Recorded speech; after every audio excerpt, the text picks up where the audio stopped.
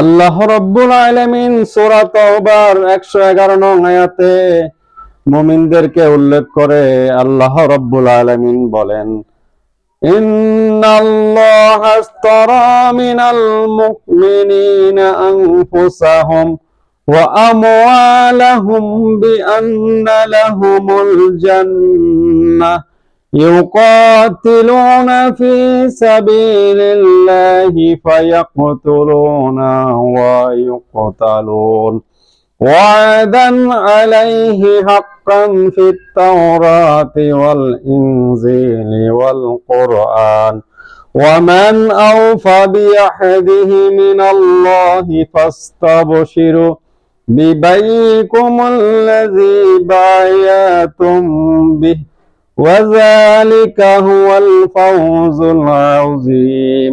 আল্লাহ রাব্বুল আলামিন সূরা তাওবার 111 নং আয়াতে বলেন, নিশ্চয় আমি মুমিনদের জান এবং মাল কিনে নিয়েছি, বিনিময়ে তাদের জন্য রয়েছে জান্নাত। তারা আমার জন্য মরে এবং মারে, এই সম্পর্কে আল্লাহ রাব্বুল আলামিন কোরআন, তাওরাত এবং ইনজিলে সত্য ওয়াদা দিয়েছেন। আল্লাহর চাইতে ওয়াদা পূরণে সত্য আর কি আছে? অবশ্যই অবশ্যই নিশ্চয় নিশ্চয় এটি হচ্ছে মহা সফলতা। সুবহানাল্লাহ।